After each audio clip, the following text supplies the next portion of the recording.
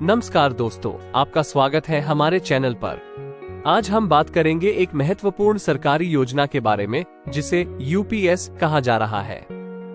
ये योजना 1 अप्रैल 2025 से लागू होगी और इससे करोड़ों सरकारी कर्मचारियों को लाभ मिलेगा। चलिए जानते हैं इस योजना के 5 मुख्य स्तंभों के बारे में।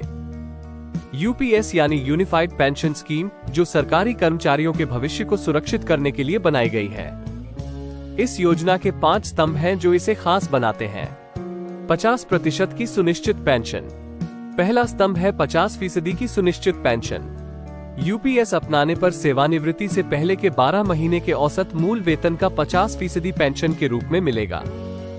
ये सुनिश्चित पेंशन 25 वर्ष तक की सेवा के बाद मिलती है।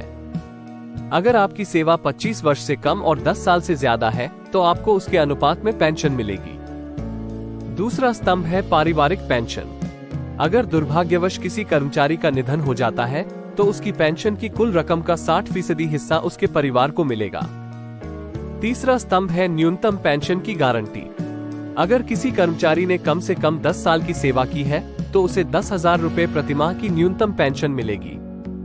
महंगाई भत्ते जोड़ने के बाद ये रकम 15,000 रुपए तक हो सकती है।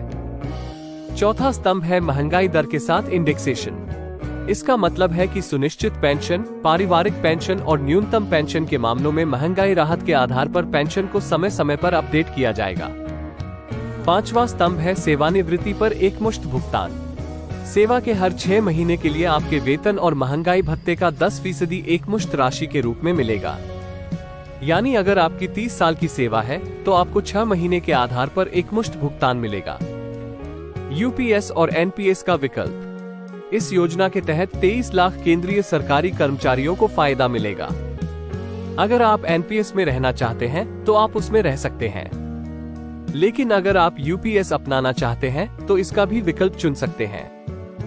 राज्य सरकारें भी इस संरचना को अपनाने का विकल्प रखती हैं। केंद्र का बड़ा योगदान।